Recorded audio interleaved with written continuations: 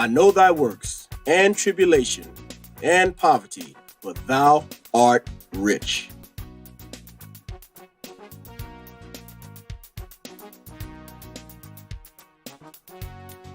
Welcome to the Black Excellence and Abundance Channel.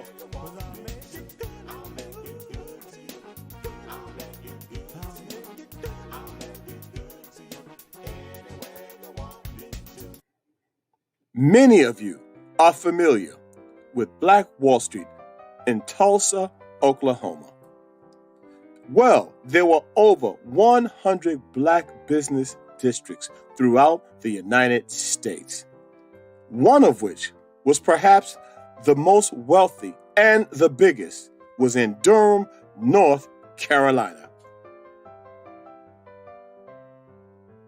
In the early 20th century, Parish Street in Durham, North Carolina was the hub of African American business activity.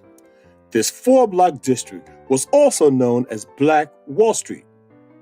Although other cities had similar districts, Durham's was one of the most vital and was nationally known.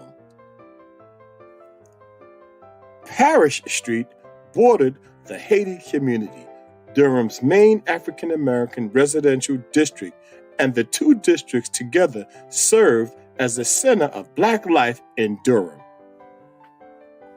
Elsewhere in North Carolina, in the depths of the Jim Crow era, race relations were as bad as they ever had been, but Durham's Black business district thrived. In 1906, the North Carolina Mutual Life Insurance Company, the nation's largest Black-owned insurance company, moved its headquarters to Parish Street. It was soon joined by the mechanics of Farmers Bank, and the founder of the North Carolina Mutual also invested in real estate and textiles. National leaders W.E.B. Du Bois and Booker T. Washington both visited the city in 1912 and 1910 respectively and praised Black entrepreneurship.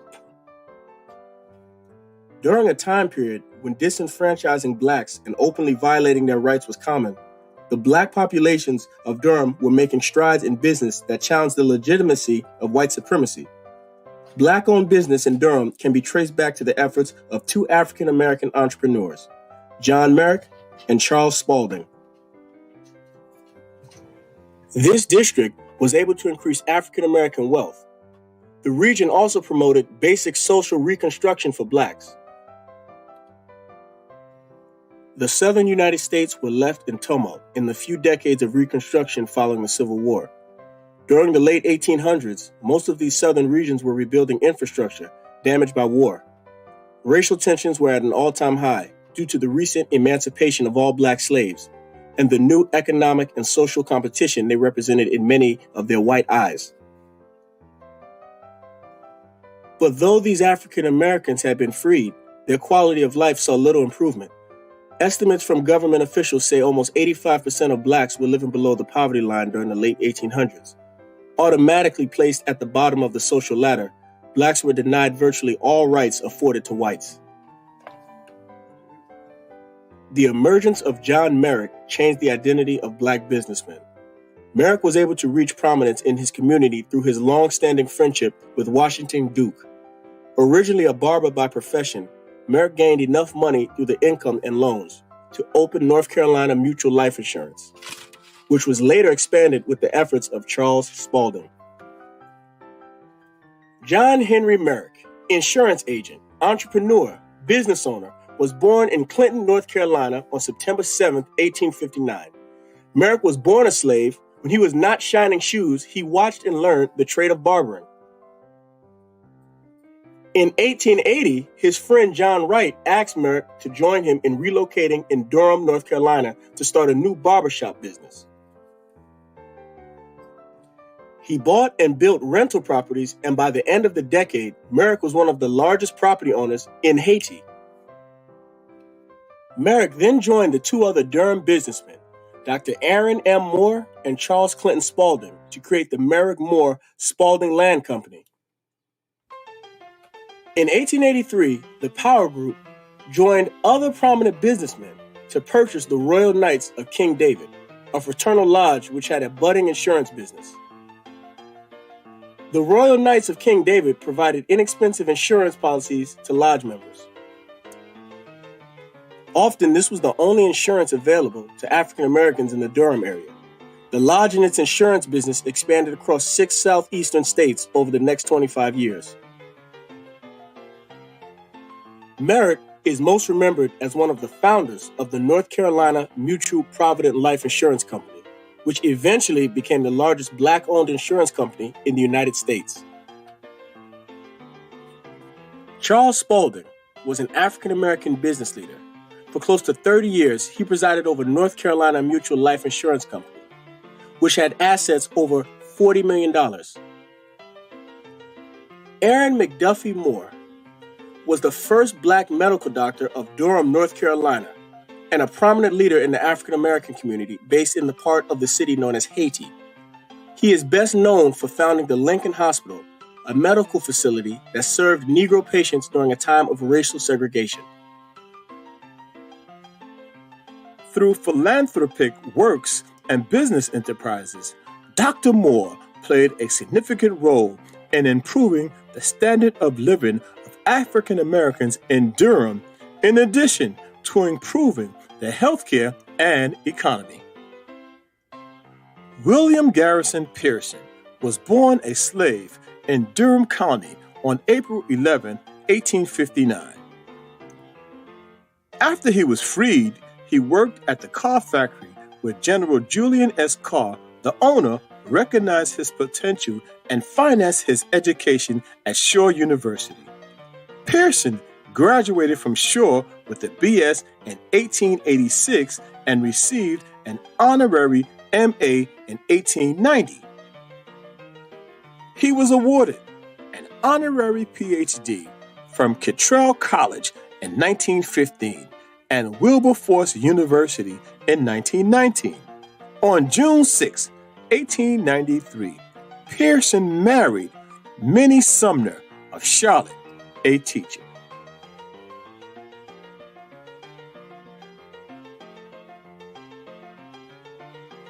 The area saw a steady increase of population, wealth, and diversity of occupation.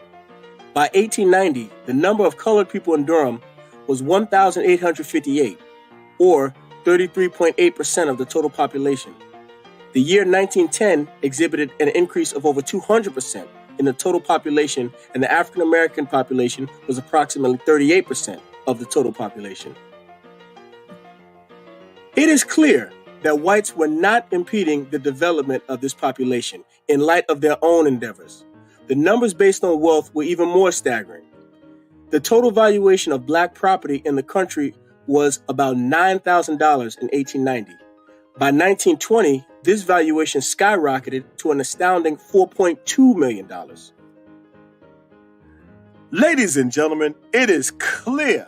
Once again, this shows that when left alone, our people thrive. Just give us the ball, let a player play, and move out the way.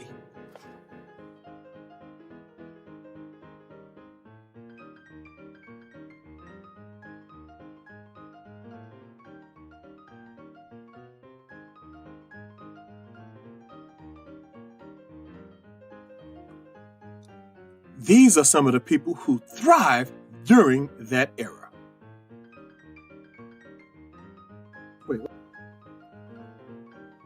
And these are some of the buildings on Parish Street in Durham, North Carolina, known as Black Wall Street. Even after accounting for inflation, the level of growth for Black Wall Street was incredible. Booker T. Washington mentioned in his commentary of Durham the level of vocational diversity. He wrote that he had never seen a city of this size, so many prosperous blacksmiths, wheelwrights, cotton mill operatives, and tobacco factory owners among the Negroes.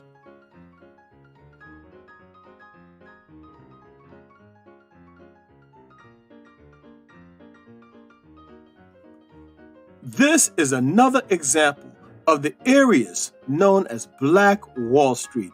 Now keep in mind, there were more than 100 such communities sprinkled throughout the United States where Black people owned, operated, and thrived on our own.